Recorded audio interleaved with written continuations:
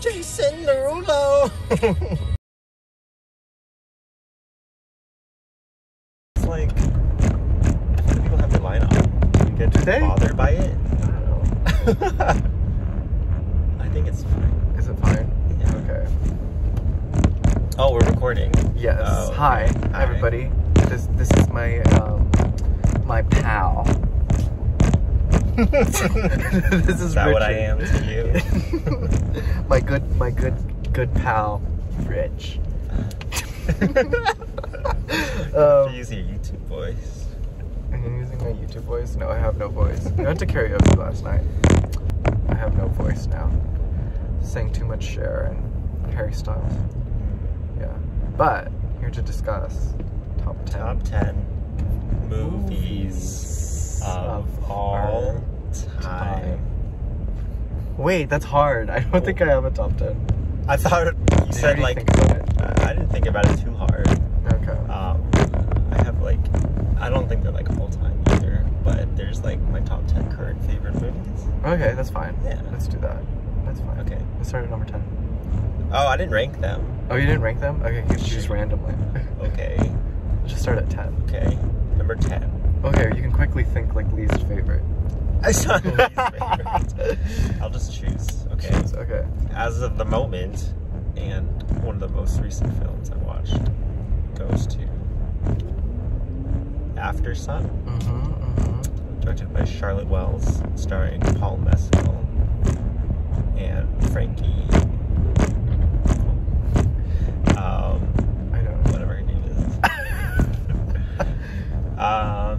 Yeah, I don't know. After Sun hit me in a way that no other film has like done in a long time. Yeah. Well, when I first watched it, I don't think I really like understood its value or its significance. It was only after like kind of remembering the events that happened in the film and like reading about other people's take on the film that I realized like how powerful like the film really is. And then it was a film where I feel like stuck on my mind for like days and days after I finished watching the film. Like I kept coming back to it, whether that be from like the story itself or from the like cinematography and acting, or even like the musical moments too, or that like final scene. Just really stuck with me to the point where I like had to like rewatch it again. And I feel like only on my second watch I like really understood like how this film's like special. By the second watch? By the second watch, yeah. Oh, that's interesting. Yeah. By the first watch, did it? Like... By the first, I mean, Nathan and I were having this discussion about like having to rewatch movies to really understand them. Or kind of, you always have like different perspectives on different watches of films. And with the first watch, I feel like I was watching it more from like a technical aspect, I see. and not really like letting it move me or affect me as much. I see. But then the second watch, I like really delved into it, and it really understood its like power. Yeah. And yeah, it was just a really emotional film. So then what would a third watch do? Third watch would be when I'm like in that mood and want to like revisit those moments again. Then I would probably rewatch it. Yeah, for nostalgia's sake. 3 times the charm for nostalgia's sake. Yeah, which is like the theme of the movie itself. Is like nostalgia. Yeah. So it's really, it brings up like emotions that I haven't really like felt or like wrestled with in a long time. Like memory? Yeah, remembering, nostalgia.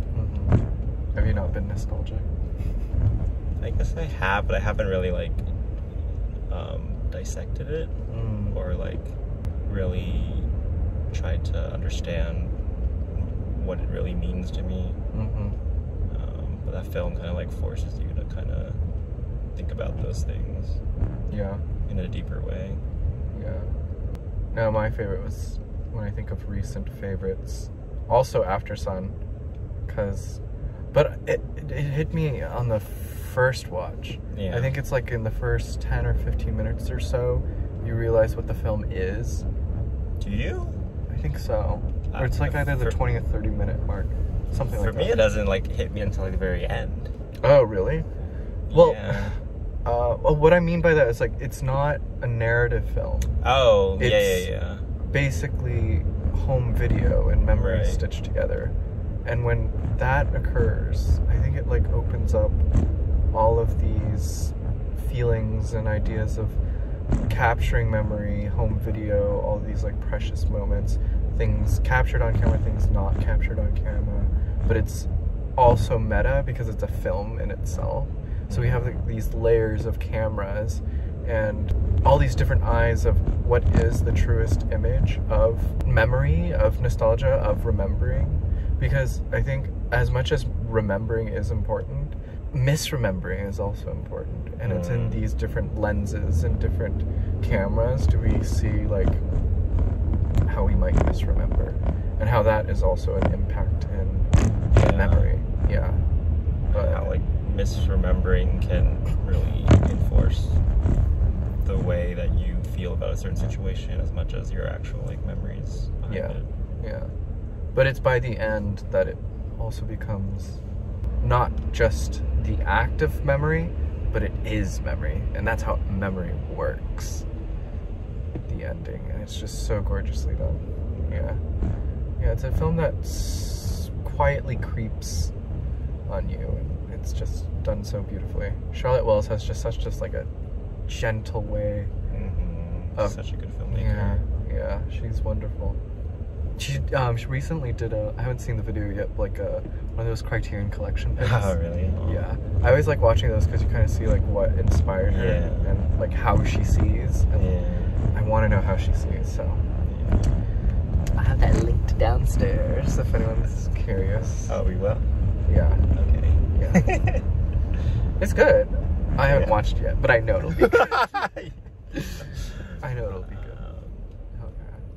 But yeah. In terms of like technical aspects, like the climax of the scene where she intersplices like Under Pressure the song with the score, and like every time I like rewatch that scene I get chills. It's done so well. Yeah. For also such like a, what do I want to say, not an iconic song, but a song that's like so overdone. Yeah. Way too popular. Yeah. What is that word I'm looking for? Overused. Like cliche. Cliche, yeah, that's the word I was looking for. It's such a cliche song, but it's done used so well in the movie. I was listening to other podcasts or like other people talk about the making behind it, and she was saying how like she used that song as initially it was like a filler for that scene. She was like with the intent of like replacing it with like another song later on because she didn't know if she could get like the rights to that song. But like she like loved that song like so much and like the way it fit into the scene so much that like she did everything she could to like try to get that song because she felt like it was the only song that like fit so well with that scene, and then eventually like she got it. The majority of the budget probably went to that single song. Probably. But it was worth it. Yeah, no, it's good. It's good. Yeah, no, cool. 1 for 1. After Sun, After Sun. Oh, yours is also After Sun? Yeah. Oh, okay. Wow. Are you listening? Hello. I thought you were just like adding on to my... No, okay. After Sun was also my favorite. Nice. In terms of, if I think of recent favorites. Yeah. Also because I just think it's an important film. Yeah. Because it's not a normal film. There's no strong narrative structure. It's very loose, and it's like a very light film. But the subject matter is like heavy. Yeah, it's just brilliantly done. To me, it's like the one movie where like the ending really like makes everything fall into place. Yeah. And it's like, I mean, at least for me, you don't like really fully understand what's happening until like the beat at the very end. And when everything like does fall into place and you yourself like remembers all the events happening in the movie, like you are also like remembering along with the main character of all these events. Yeah. And it's just like this weird meta, like you said, the act of remembering is so effective and like hits you really hard. Yeah. Yeah, that ending is just so effective. I gasped. I remember I gasped when I think the doors open and then you see through. Lights. Yeah, I was just like, oh so my god. Yeah. It's just so subtle too. That's the thing. Yeah. After Sun. Everyone go watch After Sun. It's a good one. Okay. Next. Number 9. We're on 9. I don't know if I even have 10 movies. You know what? I think you have to think of 10 movies that come to mind first. Oh, is it on the spot? On the spot. Film spotting. That's not the name. I don't know if the film that affected me a lot. My films are all going to be like recent films. I think I told you. No, like I'm not a film buff. Not like recent, but they're not going to be like top 10, like 10 faves. I can't say Wizard of Oz. I am. I'm going to save that for later. That's like a favorite. If Okay. No, we're not ranking. It's not a rank. Oh, okay. Sorry. We're just this is not ranked. We just needed to make sure we have 10 each. Number 9, I want to go with a film by one of my favorite directors, and that's Inception. Oh, just, like, you're serious? I'm serious. Okay, sorry. Yeah. Like it's it's like a cliche choice, and it's like a blockbuster movie, whatever. But I feel like Inception was the last movie where I was like fully sucked into like the magic of movies. Yeah. Like it was like I watched it in a theater, and I remember when the movie like ended and the credits rolled, and I was like walking out of the theater, that jarring kind of like going back to real life type of emotion that you have. You're so like fully invested in this movie, and then like it ended, and now you have to like go back to real life, and it's all like boring and not as exciting now. Yeah. Like that, I haven't felt like that in like such a long time. But with Inception, I feel like after Inception is when I started really digging into the whole like process of like making movies, and that's when I like think about of like there's a director behind the camera, and then there's like a whole other behind the scenes crew, and then there's a lot that goes into like making movies. But before that, movies, they were so easy to make. Like they didn't require a director, they didn't require writers. Well, before that I didn't know that there was all these things happening, so that I would watch a movie and think like the movie itself is like real life, and that's No, I mean, that's why we go see a Christopher Nolan film. That's why we go to see a Nolan film, because we go to the theaters and we have a good time, and it's smart enough where afterwards everyone gets to talk about it and then share their thoughts and ideas of like, oh, what actually happened, what was real, what was a dream. And that's what makes it a fun movie. I don't know what happened with Tenet. What is it? The 19... Oh, Dunkirk, yeah. I'm just like, I don't know.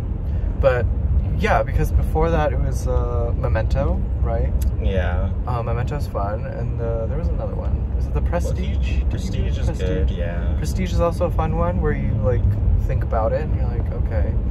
Yeah, but it's like good fun, blockbuster film. Yeah. Movie magic too. Lots of cool stuff in that film. I guess even like Interstellar after that also fun, was also like a really good movie where it like pulled me in. But with Inception, what I'm like trying to say is that like I feel like there's two halves and two movie watching days where it's like the first half was me like not knowing all the technical aspects of movie making, like all the editing process, and like, there's like all the lighting and everything. Like we were talking about this and how that like kind of ruins the movie magic, or your experience of watching movies, because like once you know about all those things, then you're like looking for all of the technical aspects and like saying like, wow, that cut was like really well done, and then you know that there was someone who like cut that little part out, or that like the lighting in this or the camera work in this is like really nice, and then you like lose the fact that like you're supposed to be just watching the movie and then not fully immersing yourself in the movie where you don't have to be like thinking about these things. Yeah, but a good movie will pull you out of it. Yeah. It will pull you out of technicality and see the film as it is. And I feel like for me, Inception is that last movie where I was really like pulled in and immersed and didn't think about all these like technical aspects, so like could be like it gave me that full movie watching experience in the theater, and I wish I like had that, or was able to experience that again. But I feel like Inception for me was like the last time that I really could get fully pulled in. Really? You haven't been fully pulled in by a movie? I'm always thinking about like the camera work, or like why did the director think of doing that in that scene, and that like pulls me out of like fully watching the movie for 2008. I know, but that's what I'm saying, that there's like these two halves of movie watching experiences in my life. Yeah. Where the first half was me just watching a movie to experience the movie, and then the next half of it is thinking about all these technical aspects of it. I see. And that's funny because like with After Sun, that's why it took me forgot. like 2 watches. Oh, it took me 1 watch. Right. That's why, like, for me, my first watch is thinking about all these technical aspects, so I can't fully like get into the movie. I see. So the second watch, I was more able to, because I guess I thought less about all the technical aspects of the filmmaking and more about like the story itself. Then you should rewatch movies. I guess so. I didn't watch it twice, every single movie twice to fully experience it.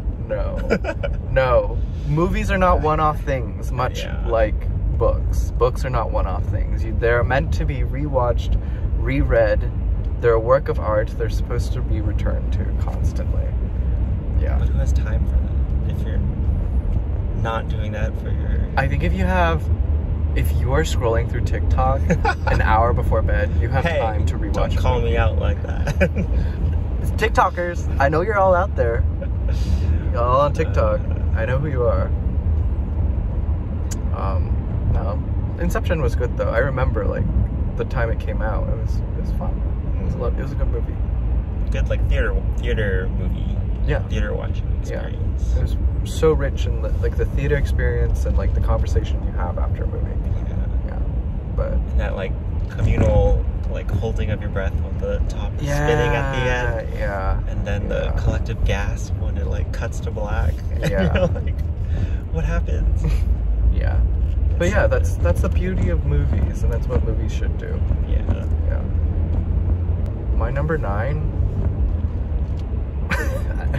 it's gonna be Manhattan Murder Mystery by Woody Allen. I know, okay, we won't get into it too much, but it's just such a fun movie. He made it like post Mia Farrow's separation, so he wanted a light, fun mystery, but it's like so inherently New York. The outfits are incredible. Diane Keaton's in it, and she's incredible.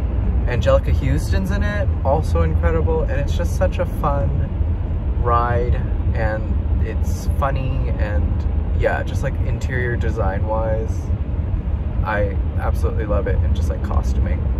All of Diane Keaton's outfits in there, amazing. And it's also a movie I could just like rewatch, because it's just fun. Doesn't he have a movie called Manhattan? He also has a movie called Manhattan. Oh, okay. It's a different movie. A different movie. But also set in New York. And also a very New York film, I think. Okay. I assume that you won't have other Woody Allen films as your favorite? Maybe. I don't know. Depends on what comes to mind first. Well, my question is like, why that one? Why that one? As your favorite? Why do I choose? I think for... I don't think I've ever heard you talk about that one. Oh. You talk about like Manhattan, I think. Yeah, Manhattan used to be my favorite a lot. Because just like the opening scene's gorgeous. But I like this one because of rewatchability. I mean, like if it's one of your favorite movies, I think rewatchability is also a factor. I think I was talking to someone else about this, but like, yeah, like it's a movie, it's a comfort watch for me. Because it just has that like big coat New York feel that's like fun, and like tiny tables, and you're crowded over it with like good food and good company. It's just that, very much that. It's just fun. Yeah. So I think it's mostly rewatchability. Okay. Yeah. I think, I don't know if it was the same for you. I think Vivian was the one who like told me about her favorite films, the ones she can like rewatch and like put on in the background. Yeah. When she's doing something. Now that That's I what can't. makes That it I can't do. I can't. That is just shameful. Shame on you, Shame Vivian. on you. You should not put a movie in the background. That's like, I don't know. That's just you just can't do that to a movie or a book. I don't know. You can't put a book in the background. How do you read a book in the background? Exactly, you can't. You know what? Watching a movie in the background is like reading a book on the toilet. Books don't belong in the bathroom. Okay? Anyway. You never read those like bathroom readers? No, I What? hate that. Those are dumb. Little fun facts while you're pooping. You know, John Waters has a quote. He has, what does he say? He says, if you go over to a person's house and they don't have books, don't fuck them. But if you go over to a person's house and they have books in the bathroom, don't fuck them either. That's just disgusting. Disgusting. Anyway, 8. I'm gonna go with Before Sunset, which is the second movie in the Before trilogy, by Richard Linklater. I mean, if you've watched the Before movies, you know the whole shtick about, it's basically like two people talking about life for the whole movie.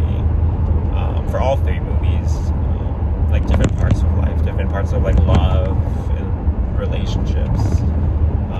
But the reason why the second one is my favorite is because of that sense of like familiarity you have with like the characters. Like they get over the initial like getting to know each other, which is also exciting too. But I feel like with the second movie, like since you already know the characters, it feels more like you're just watching like a conversation between 2 friends. Yeah. Just talking about things, just like fun, and just feels like you're like hanging out with a friend. And it's like comfort. And talking about like rewatchability, like I'm pretty sure I watched it like 2 or 3 times, and I read like the screenplay of it too. Yeah. Have you rewatched the other ones the same amount of time? I think I watched the first one like a second time. Yeah. Maybe the third one also. But the second one's the one I just always find most enjoyable. And the fact that it was filmed in like this real-time kind of way, where it's like the one hour or so that the movie takes place in is, or the conversation takes place in like 1 hour, which is basically like the whole movie. And so it adds on to like the realism of like the characters, and like you just feel so like close to these characters. Yeah. Yeah. It's such an intimate movie. Yeah. It does have like rewatchability, because I feel like also in the conversations that they have, there's always something new. Like you definitely skipped over it, or you think of one thing more than the other as time passes as well, and after new rewatches, it's it's good.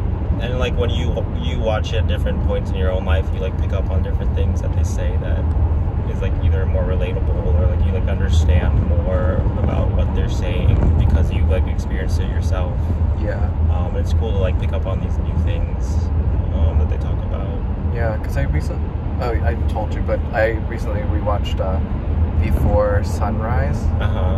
And there are new things that I like totally forgot about, or things that like I remembered, but it just resonated with me a lot more this time around. There's a scene where Julie Delpy's character visits the little girl's grave, and she says something about like, oh, I'm older, but she's still the same age and gone. It's just, I don't know. There's just something beautiful about that. Yeah. About like time passing and life changing, but also life stagnant, and yeah. No, it's a good one to rewatch. I should rewatch that one too. I think about it. Yeah. The part of the movie that I picked up on now, or I think the part that I really stuck to in the second movie with my first time watching it, was when like Julie Delpy's character also mentioned about like that she feels like she's not able to like love as much as she did when she like loved him in the beginning of their relationship. But she's saying she like put all of herself in her relationship with him. Yeah. That like now she's not able to like provide that amount of love again. Yeah. I feel like it hit me hard the first time I watched it because I guess I was like in that state of mind at that time. But with like other rewatches, realizing like that, you know, may or may not be true, or it didn't hit me as hard like with another second time watching it, or because Yeah. That's why you rewatch movies. That's why you rewatch movies. yeah. My number 8. Let me see. Oh, I kind of want to save it for last, but it's the only thing I can think about right now. Oh no. Frances Ha. Oh. I love Frances Ha. It's black and white, classic, New York. Being in your 20s, but then also it's a film I think you should watch periodically in between your 20s. Like, you know, because sprinkle the rewatches through your 20s.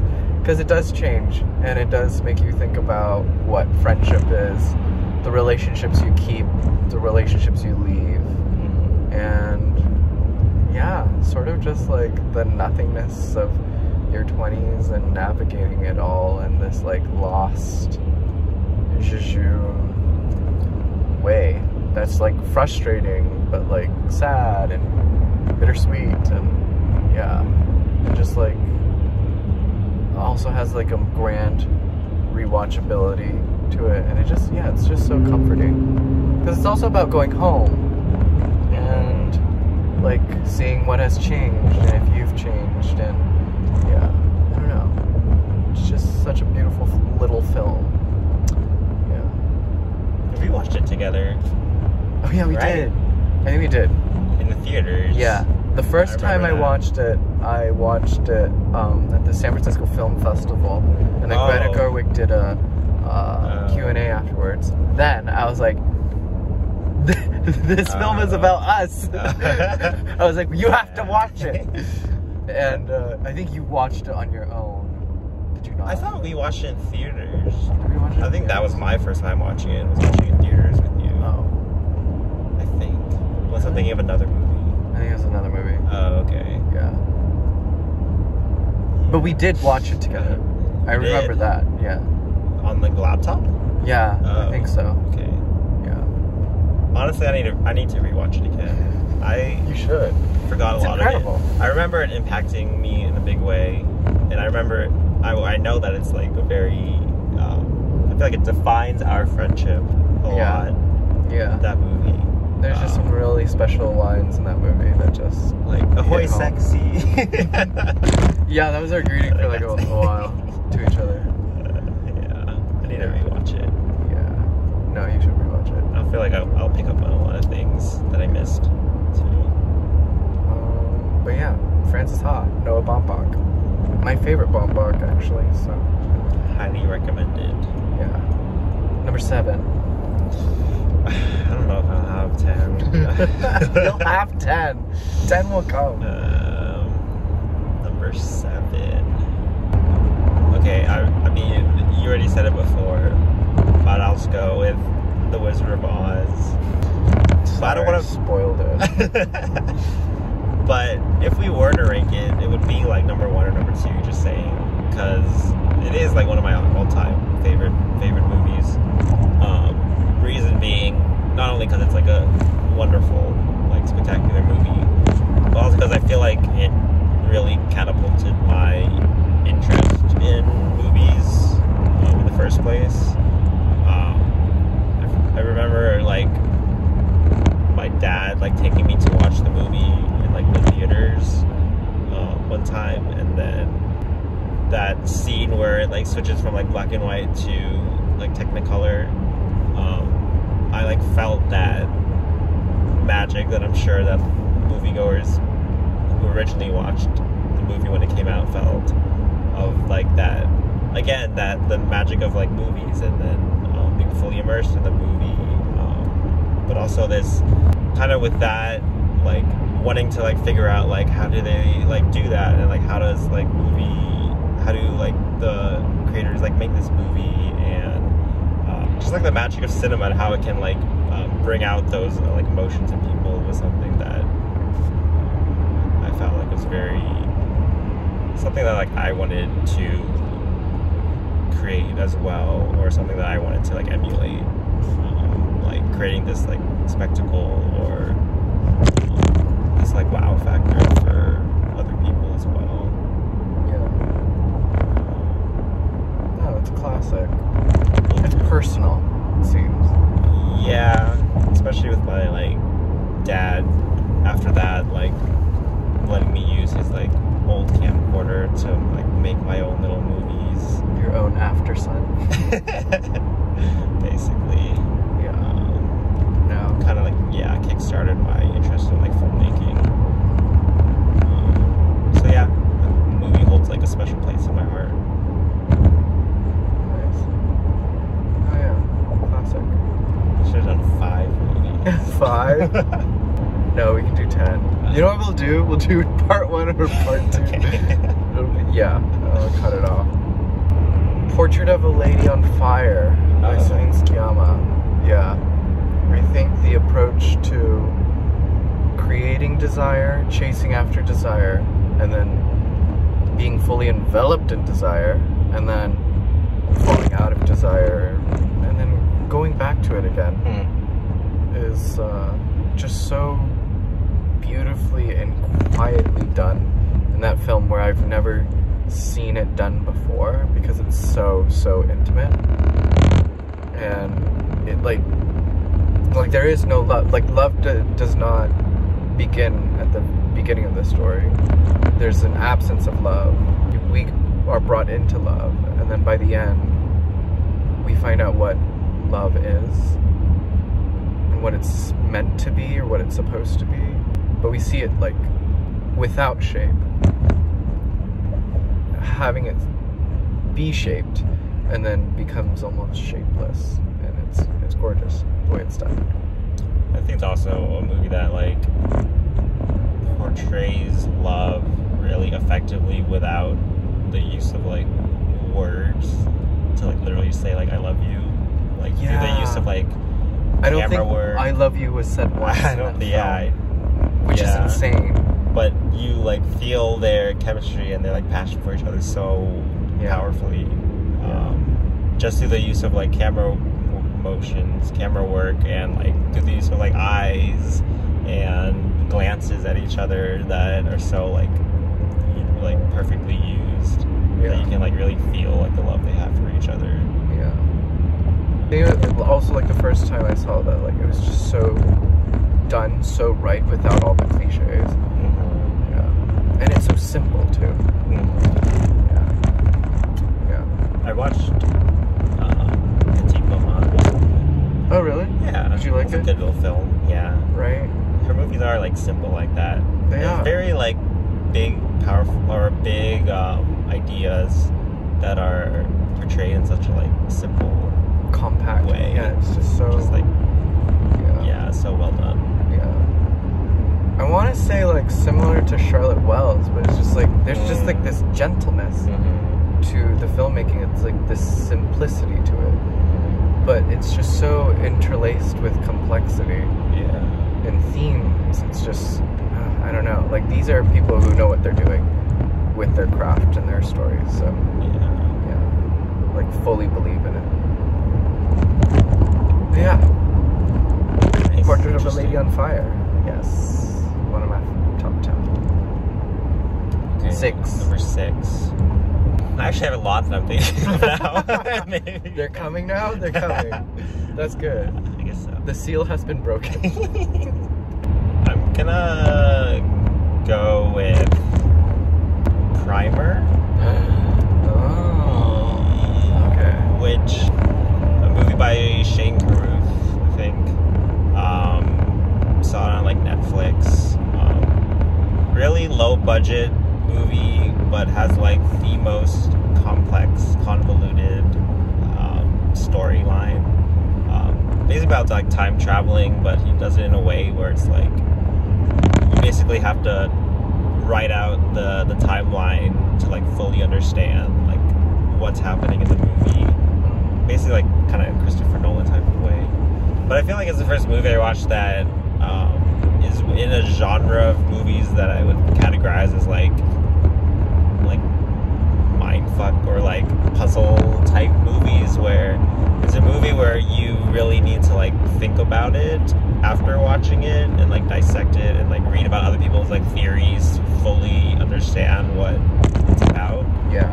And I just enjoy that type of like discussion you have with other people, and then like trying to like figure it out together, where it's almost like a little puzzle that you're trying to put together to fully understand like what's happening in this movie and what it all means. And when the puzzles all like fall into place, you get this big like aha moment that's like really satisfying. And you know, those movies are hard to make because it effectively is like a puzzle.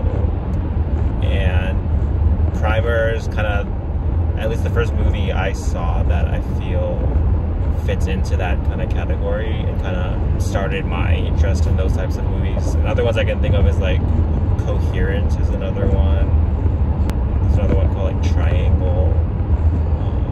And I feel like I want like more of those types of movies because they're fun and I guess kind of similar to like murder mystery type movies where you're kind of putting all the puzzle pieces together. Yeah.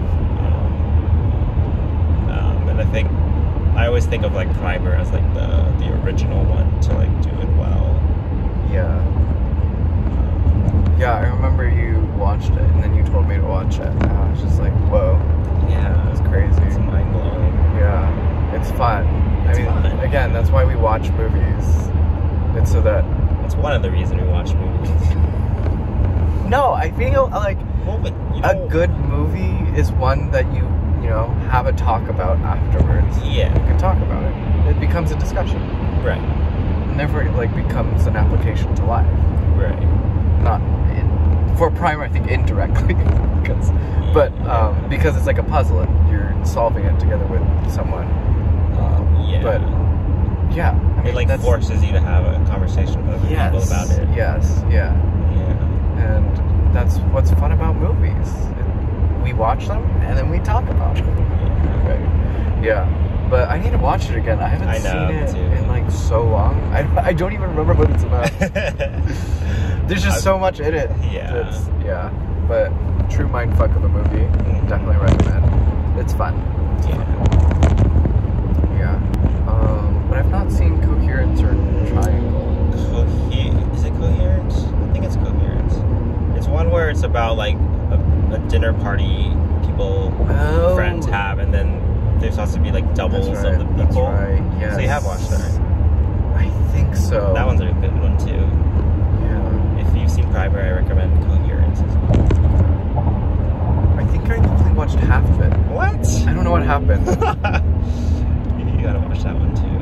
Yeah. That one's fun. Also, again, meant to be rewatched. These are movies that are meant to be rewatched again. Just how it is. That's what happens. I think I'm gonna go with Playtime by Jacques Tati, where he creates this incredible, gigantic fun house of a world built in this like Tati's world, where he makes fun of the quirks of human beings and how they interact with other people and objects themselves, and it's all very just silent movie slapstick humor, but it's smart and funny in like a Buster Keaton empathetic kind of way. And yeah, that's all his films are, which I love. I think it's Playtime, or it's either Traffic. I forget which one, where it's like set in the future. But yeah, just like looks at the idea of like human progress and sort of the silliness of wanting to go so far into the future when we don't know what the hell's going on in the present, kind of thing. But it's just done in this like really light, fun, humorous way. Yeah, it's almost like vaudeville.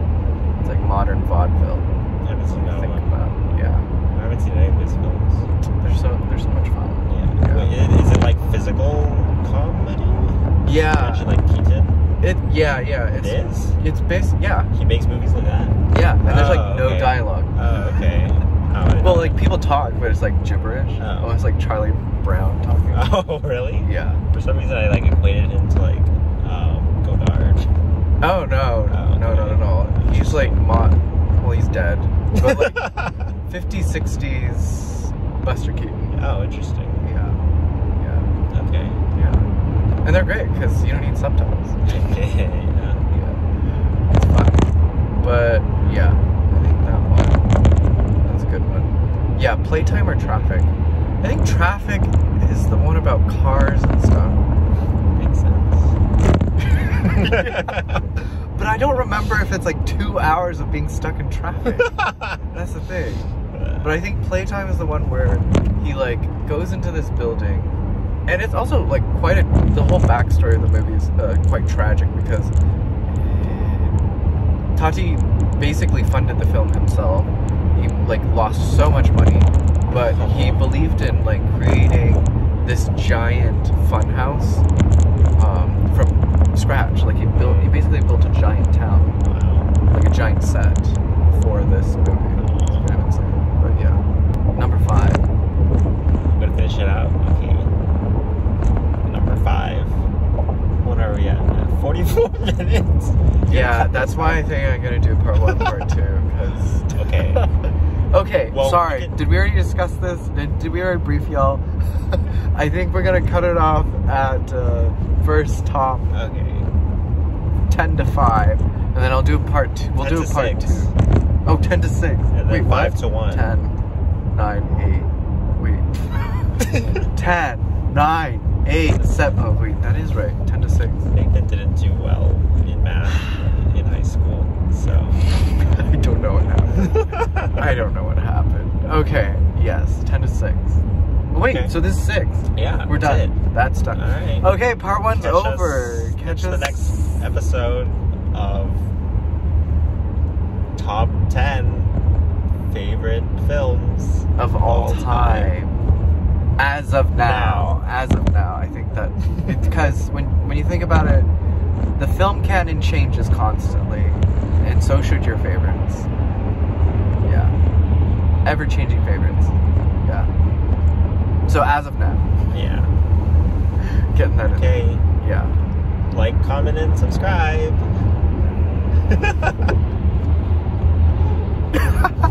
Okay. That's good.